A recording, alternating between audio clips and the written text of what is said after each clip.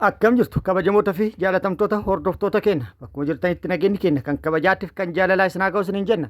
Itti aansuudhaan oduu sa'a kana qabannee dhiyaannee jirra. Hanganuma sagantaa kanaatti nu wajji turuudhaan itti bohaaraan affeerraa keenya kubbiftuu oroodha keessan jajjabeeffadhaa laayikii sheer godhuu hin dagatina. Kallattimaan gara mata duree oduu amma qabadhetti dabra oduun jalqaba. Lammiileen Itoophiyaa Saawud Arabiyaa keessatti rakkoolee garaagaraatiif saaxilamuudhaan yeroo dheeraaf rakkoo keessa turan 1,600 ol gara biyyaatti deebi'uun beekamee jira. Dabalata odeeffannoo kanaa qabna. Oduun itti aanu lolli loltoota PPTF waraana bilisummaa Oromoo gidduutti zoonilee Oromiyaa garaagaraa keessatti gaggeeffamaa jiru akkuma itti fufeetti jira. Waraanni bilisummaa Oromoo har'as bakkoota garaagaraatti loltoota PP waliin lola gaggeessuu fi lola gaggeessee irrattis miidhaa qaamatii fi kan lubbuu loltoota PP irratti dhaqqabsiisuun injifannoo argadhe jedhee jira. Akkasumas meeshaalee waraanaa hedduus irraa hiikkatu waraanni bilisummaa Oromoo beeksisee jira. Kana malees lixa Oromiyaa bakkoota garaagaraatti magaalota hedduu seenee bahuu fi hawaasnis gammachuudhaan simataa jiraachuu odeeffannoon nu gahee jira. Dabalata odeeffannoo kanallee qabadhee jira isin biraan gaha. Oduu kaaba Itoophiyaa irraa nu geettane muddamsuun ammas mootummaa PPT fi akkasumas TPLF gidduutti hammaataa jiraachuun gabaafamaa jira. TPLF kallattii garaagaraatiin meeshaalee gurguddaa gara daangaa naannoo Amaaratti fi naannoo Affaaritti guuruudhaan haleellaa raawwatu sochii cimaa taasisaa jira jedhamee jira. Gama Itoophiyaattillee wanti jiru haaluma wal fakkaatuun qophiin taasifamaa jiru akkuma akka TPLF kan cime jedhamee jira. Kallattii garaagaraatiin lolli yeroo gabaabaa keessatti ka'uu akka danda'us tilmaamni kennamee jira. Dabalata odeeffannoo kanaa qabadhee jira isin biraan gaha. Oduu biyya alaatiin kamisa darbe godaantonni 50,000 ta'an guyyaa tokkotti jechuudha Morookoo irraa gahuudhaan gara Ispeen seenuudhaaf yaalii taasisanii ture. Godaantonni hangana baay'atan guyyaa tokkotti godaannaaf ka'uun isaanii dambalii godaansaa jedhame kan waamame yoo ta'u rifaatuu lama uumee jira. Tokko namoonni hedduun lubbuu dhabanii jiru. Lama namni hagana ga'u baqatuun guyyaa tokkotti maali kan jedhu addunyaatti gaafii ta'ee rifaatuu uumee jira. Dambalii godaansaa kana irrattis namoonni lubbuun isaanii darbe nama 72 ga'e jedhamee jira. Dabalata odeeffannoo kanaa qabadhee jira isin biraan gaha. Guutuun oduu kanneeniitii fi kan biroollee akka itti aanu kanatti wal duraa duuban isiniif dhiyaatu. Guutuu oduu wajjin isin wajjin kan turaan bariisoo ganamooti. Guutuun oduu kunooti. Lammiileen Itoophiyaa Saawud Arabiyaatti haala rakkisaa keessa turan 1,600 ol gara biyyatti deebi'anii jiru. Torban kana keessa balalli marsaa 8 gaggeeffameen lammiileen Itoophiyaa Saawud Arabiyaatti yeroo dheeraaf rakkoo garaagaraatiif saaxilamanii rakkoo hamaa keessa turan baay'inni isaanii 1,672 ta'an gara biyyaatti deebi'uun isaanii beekamee jira. Lammiilee Itoophiyaa carraa gara biyyaa deebi'uu argatan kanneen keessaa baay'inni isaanii 1,670 kan ta'u dhiira yoo ta'an dubartiin takka qofa jedhamee jira.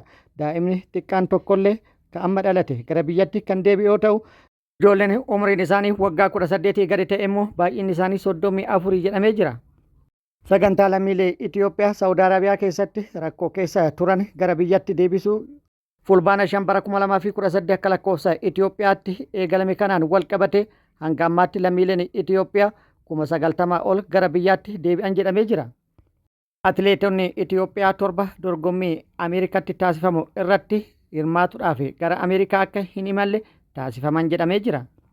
Dorgommii atileetota ganna 20 gadi irratti hirmaatuudhaaf gara Ameerikaa imaluuf kan turan atileetonni 7 baduu danda'an jechuudhaan gara Ameerikaa akka hin imalle kan taasifaman yoo ta'u isaanis tokkoffaa shaampiyoonaa Afrikaa kan taate Ajaa'ib Aliyyee kan jedhamtu Gaanatti dorgommii meetira 400 irratti meedaaliyaa warqii kan galmeessite yoo taatu isaan biroo immoo Na'ima Nuuraddiin Ayyala Sawunnat Habtaamuu Chaalee Immabeeti Ijjiguu fi Siifan Degate akkasumas Maamaaruu Godee kan jedhamanidha. Dorgommii kana irraa hafuudhaaf sababa jedhame atileetota kanneenitti kan himame tikkeettiin hin muramne kan jedhu yoo ta'u gama federeeshinii irraa immoo sababoonni lama dhiyaatan jedhamee jira. Inni tokkoffaan tikkeetti muramuu dhabuu yookaan immoo harkifatu yoo ta'u inni biraa immoo atileetonni kunneen Ameerikaa yoo deeman baduu danda'u jechuudhaan shakkii qaban irraa akka hafan yookaan hambifaman kan taasisame jedhamee jira. Shakkii kanas akka uumamu kan taasise gareen kubbaa miilaa Itoophiyaa guddattoota dhibba kana gara Awurooppaa deemee guutumaan guututti gara Itoophiyaa deebi'uu diduudhaan miliqee turuudhaan kan wal qabate jedhamee jira. Gareen kubbaa miilaa guddattoota Itoophiyaa dorgommiidhaaf torban darbe gara Awurooppaa imalee leenjisaa isaanii dabalatee namoonni 20 yookaan ijoolleen 20 achumaan hafuun isaanii kan yaadatamudha. Oduun itti aanu lolli loltoota PPTF waraana bilisummaa Oromoo gidduutti Oromiyaa keessatti gaggeeffamaa jirus akkuma itti fufetti jira. Har'as waraanni bilisummaa Oromoo bakkoota garaagaraatti loltoota PP waliin lola gaggeessu beeksisee jira. Lixa Oromiyaatti waraanni bilisummaa Oromoo har'a barraaqana Horroo Guduruu Wallaggaa aanaa Horrootti loltoota PP waliin lola cimaa gaggeessu beeksisee jira. Lola gaggeessee ture irrattis miidhaa guddaa kan qaamattii fi kan lubbuu loltoota PP irratti dhaqqabsiisuun injifannoo argadhe jedhee jira. Aanaa Horroo ganda biqiltuu Hoborraa jedhamutti lola loltoota PP waliin gaggeesse irratti TKM tokko dabalatee meeshaalee waraanaa hedduus irraa hiikkatu waraanni bilisummaa Oromoo beeksisee jira. Lolli kan itti fufee waan ta'eef guutuu odeeffannoo akkuma nu ga'een kan isin biraan geenyu ta'a. Kana malees waraanni bilisummaa Oromoo lixa Oromiyaatti magaalota hedduu seenee bahaa jira. Magaalota hedduttis simannaan taasifamaafii jira. Giddugala Oromiyaattis bakkoota garaagaraatti loltoota PP waliin lola gaggeessu itti fufuu fi bakkoota lola itti gaggeessaa ture irrattis miidhaa kan qaamattii fi kan lubbuu loltoota PP irratti dhaqqabsiisuun injifannoo argatu waraanni bilisummaa Oromoo beeksisee jira.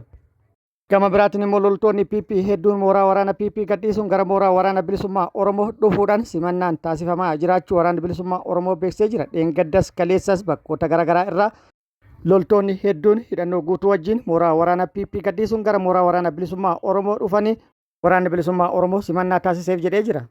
Ittaanu oduu kaaba Itoophiyaa irraa nu ga'edha. Kaaba Itoophiyaatti muddamsuun TPLF fi mootummaa federaalaa gidduutti uumamee jiru cimee itti fufuun beekamee jira.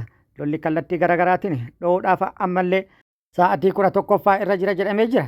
Gamaa gamana meeshaa walitti guuratuun akkasumas walitti gaarrifatuu fi wal doorsisuun akkaan hammaate jedhamee jira. Kun immoo caalatti kan hammaate kallattii raayyatiin jedhamee jira. Lola sanbata dabre Sharaniidatti gaggeeffameen booda TPLF kallattii isaa gara kibba Tigraayitti deeffatuudhaan kaleessarraa jalqabee hanga har'aatti meeshaalee gurguddaa hedduu gara raayyaatti guuraa jira jedhamee jira. Madfii dabalatee meeshaalee gurguddaa hedduu gara raayyaatti guuruudhaan of qopheessaa kan jiru yoo ta'u, yeroo hin beekamnetti yeroo dhiyoo keessatti haleellaa tasaa raawwatuudhaan lola jalqabuu danda'a jedhamee jira. Lola kallattii kanaan gaggeeffamuu danda'u irrattis humni makaanaayizidii waraana Eertiraa irratti hirmaatuu danda'a jedhamee jira. Kallattii Affaariinis haaluma wal fakkaatuun wal gaarrifannaan cimaan meeshaalee gurguddaa walitti guuratuudhaan TPLF fi mootummaa PP gidduutti cime jedhamee jira. Kallattii raayyaa Allaamaxaatiin immoo sochiin lola jalqabuuf taasifamaa jiru akkaan cimaa ta'uu jiraattonni maddeen odeeffannoo garaagaraatti odeeffannoo kennaniin himanii jiru. Kallattii kanaan seer dhabdummalleen hammaatuun saamichi akkasumas geejjibaan wal qabatee taarifa seeraan ala dabaluudhaan hawaasa irratti rakkoon guddaan uumamaa jira jedhamee jira. Humni waraanaa guddaan raayyaa qobbootti buufamaa jiraachuun wal qabatee hawaasni sodaa keessa galuudhaan osoo lolli nurratti hin jalqabne baqachuu qabna jechuudhaan hedduun baqatanii gara qobbootti galaa jiru jedhamee jira. Jiraattonni maddeen odeeffannoo garaagaraatti odeeffannoo kennaniin kallattii raayyaatiin humnoonni TPLF kallattii raayyaatiin iddoowwan carcarii fi akkasumas biisoobarri jedhamanitti baay'inaan bobbaafaman jechuudhaan hawaasni odeeffannoo maddeen odeeffannoo garaagaraatti kennee jira.